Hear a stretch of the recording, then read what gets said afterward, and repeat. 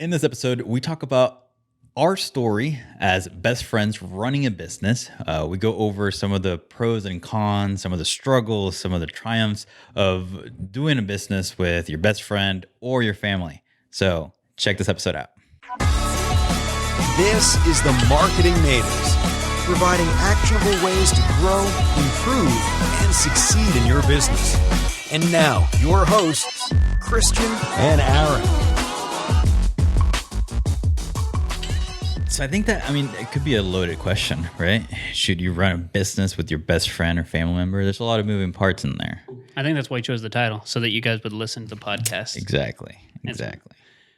And honestly, my answer changed when I wasn't running a business. So whenever I was working in a business, I was like, oh, these people are doing it really bad. So I had a bad example of running it with. So my thought would be, you should never run a business with your friends or family, because I never want to see this for people. It was just a really bad experience. But I think it was the people, not necessarily their business or the process. It was just them. They didn't complement each other well in the business. So I think that's why.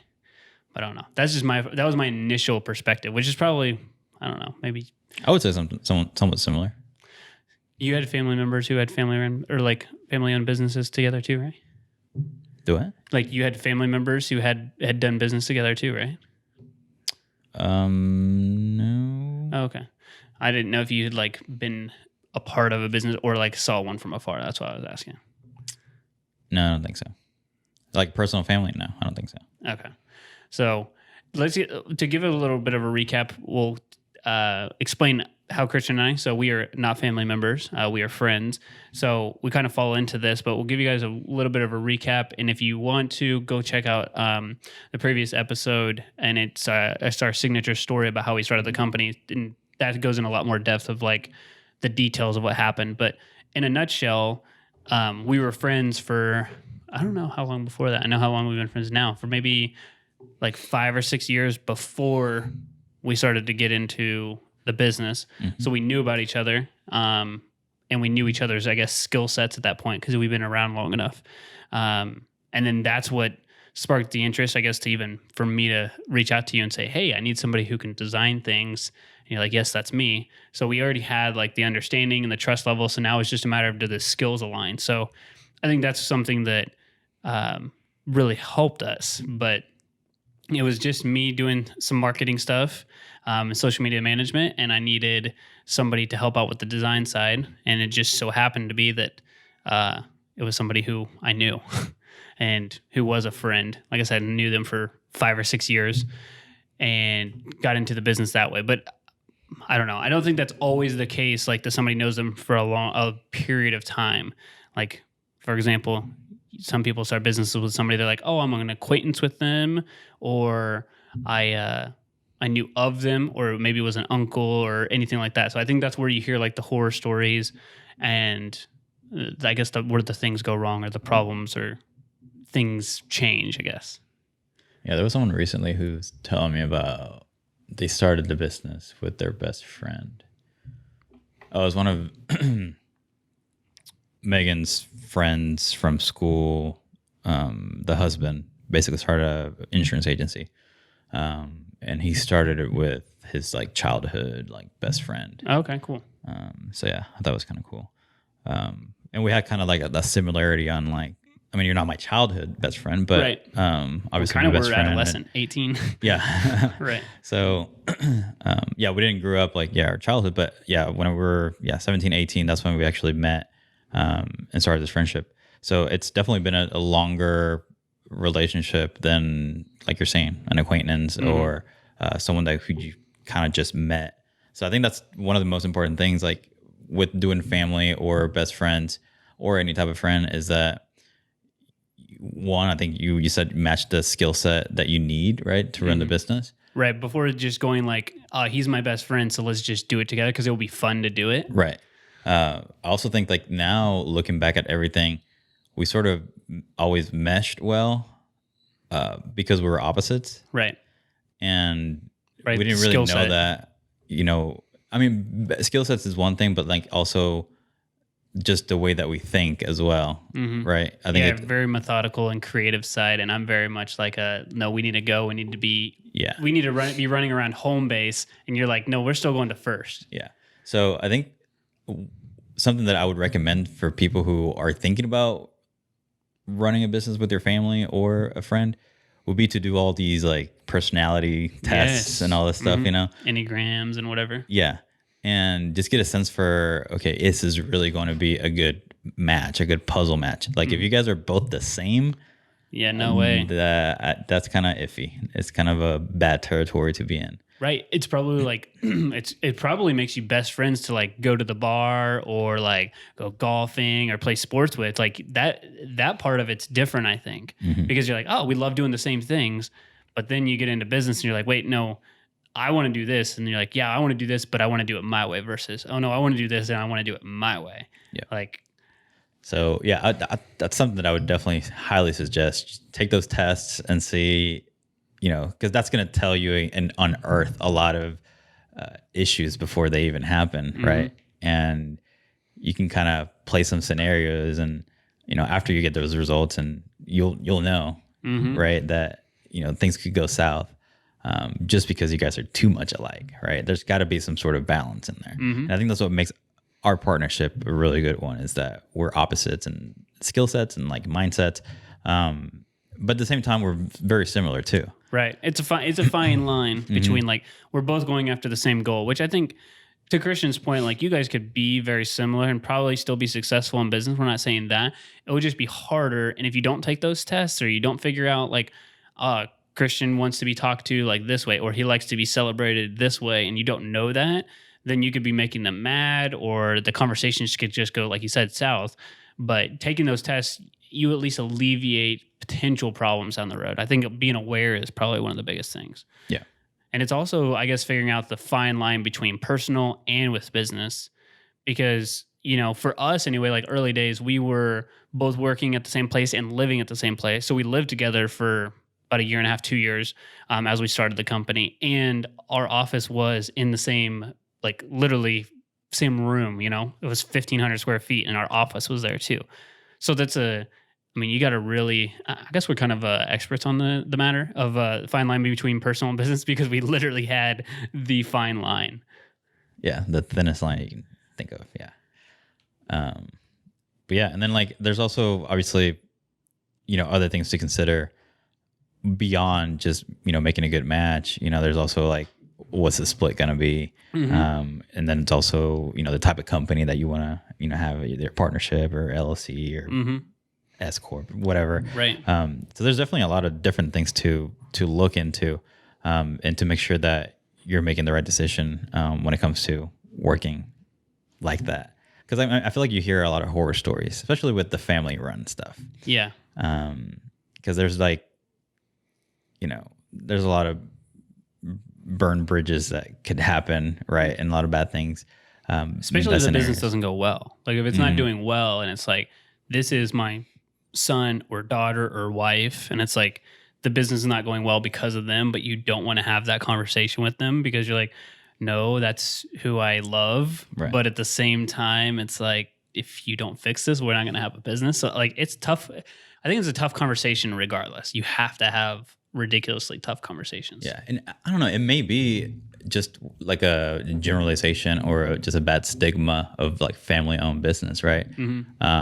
But to be honest, like in our experience working with a lot of our clients that are family owned business or are like husband and wife team or et cetera, like they're doing awesome. They're doing great. Yeah. Right. They're doing really good things. They have great partnerships, great businesses, and they run pretty, I mean, I guess from the outside looking in, right? They're pretty good businesses and, you know, great people. So I don't know, maybe it's like one of those things where it's like, oh, family owned business is a bad thing or whatever. But in reality, from what we've experienced, it's always been positive.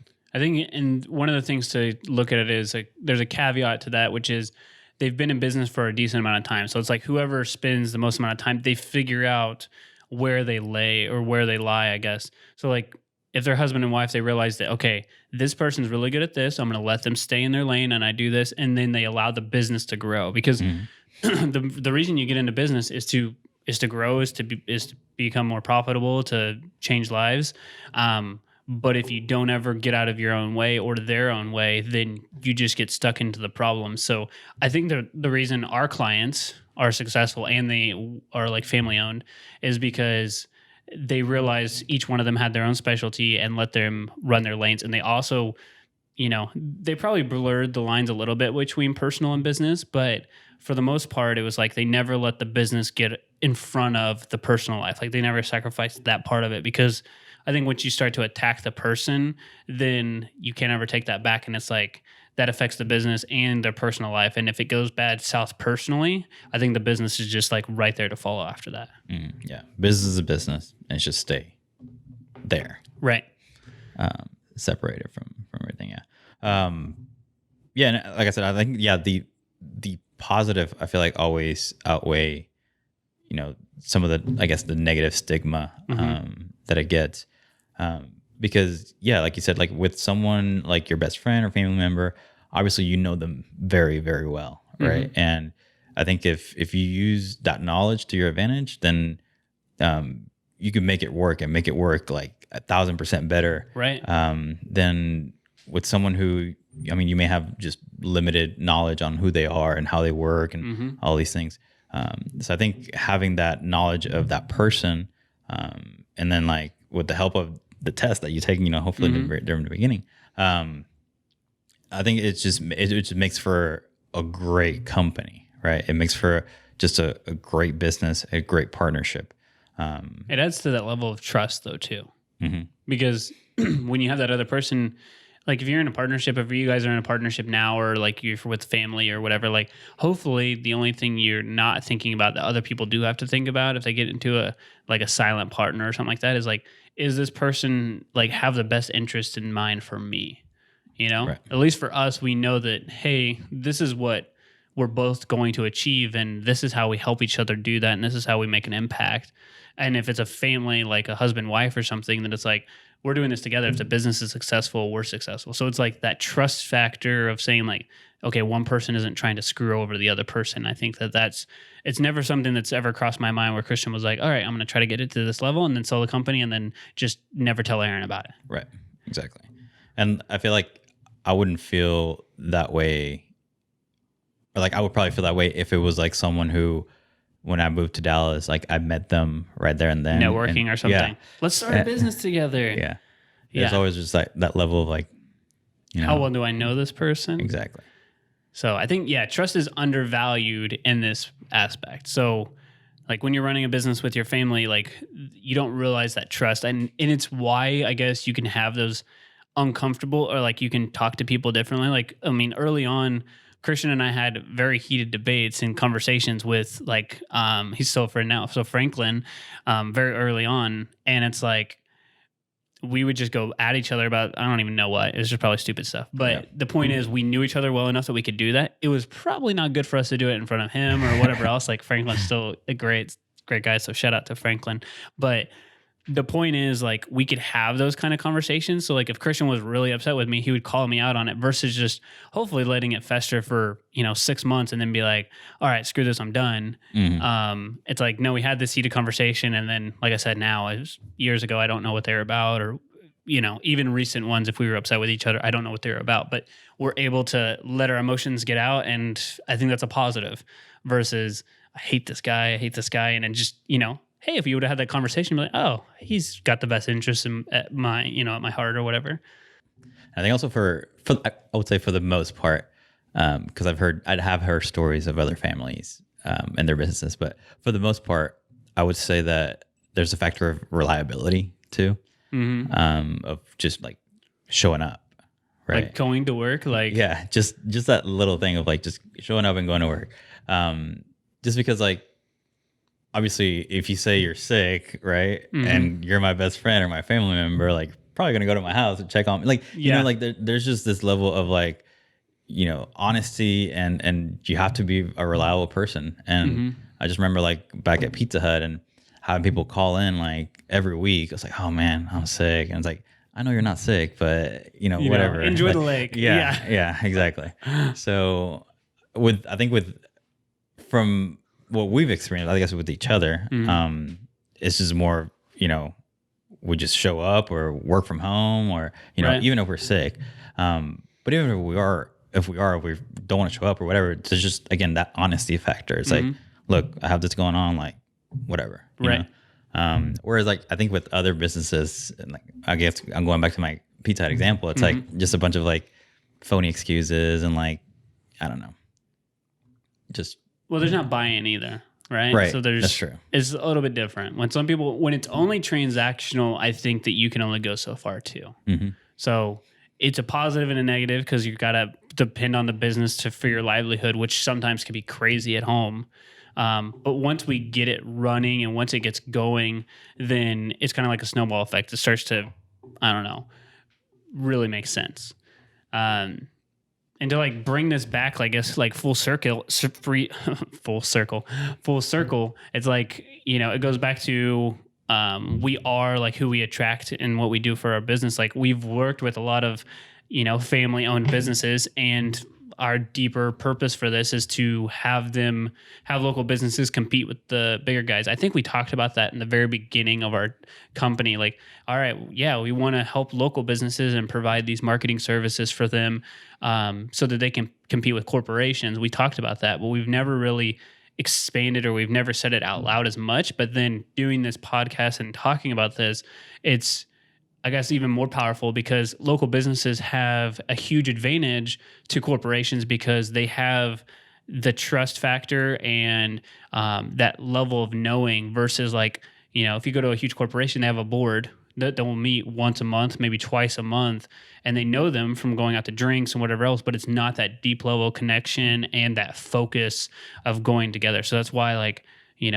that local business has an advantage to beat the bigger corporations, and why, all of you guys who are listening as local businesses, that's a huge advantage if you can work with a best friend or family member after you do some of the assessments and figure out if it's good fit or not, is that you have so much more focus and that trust, and you can't get that with a corporation, which is, I mean, the advantage, I guess. You got to play to your strengths and and use that. Yep.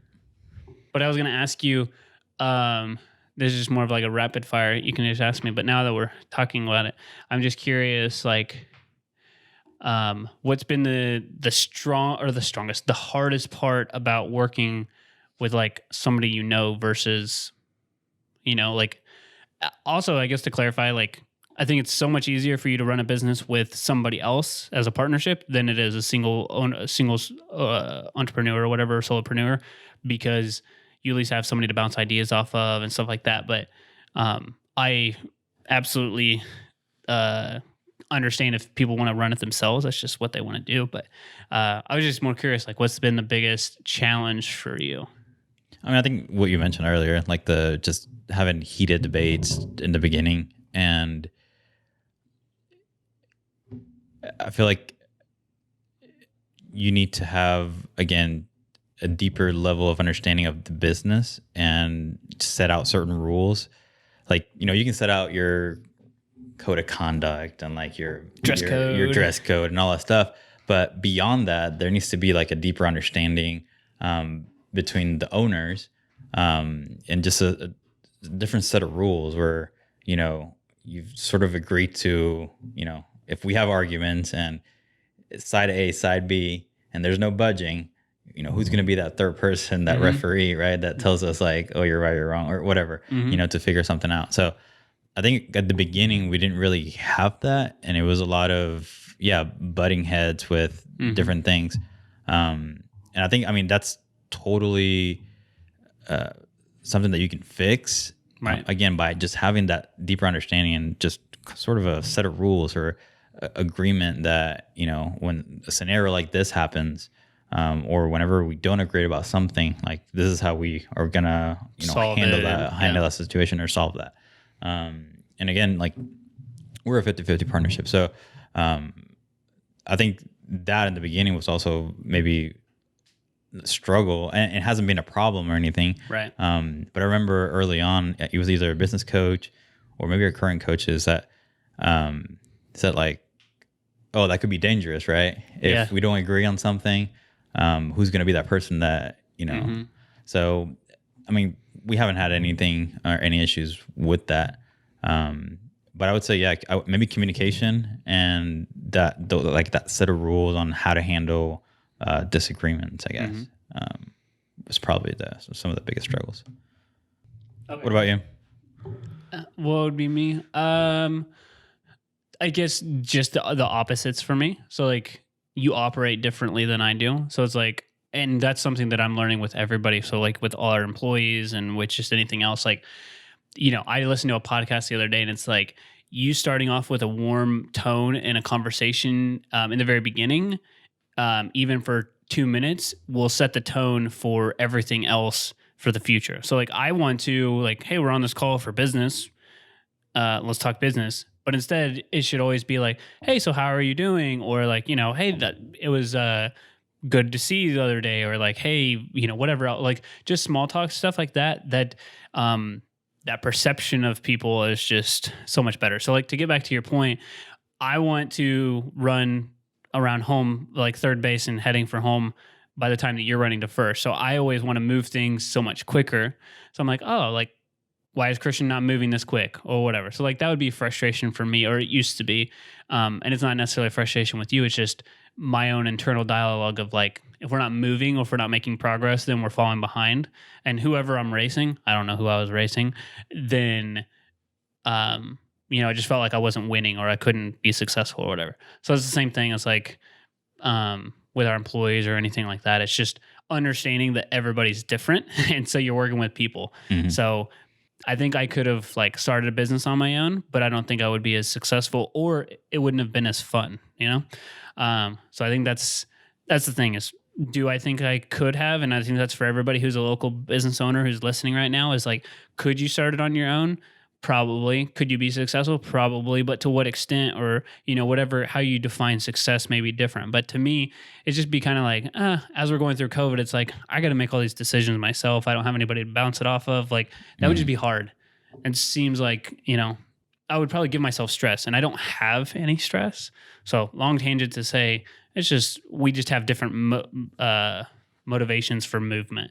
And so just learning that has been something. So I think the whole recap from all this is to tell you guys, there's at least 2 votes, or at least my vote is you should do a business if it makes sense with a family member or friend, but you should definitely audit them. Like, don't just jump into business. But I vote for you to do it, and I think you have an advantage if you do it.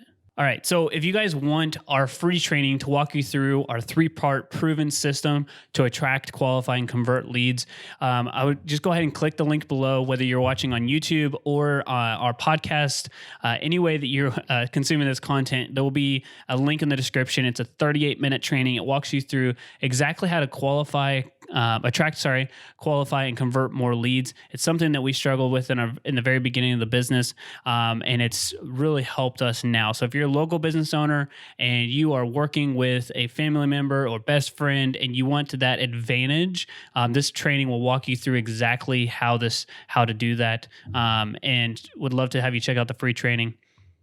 All right. Thank you guys so much for listening to another episode of The Marketing Natives. If you're a first-time listener, please make sure that you hit subscribe, whether that's on Apple Podcasts, Overcast, wherever it is, or YouTube. Please make sure to hit that subscribe button. That way you don't miss out on any of the episodes that we put out every single Monday. And if you've been listening for a while, please make sure to go over to Apple Podcasts and leave an honest rating and review.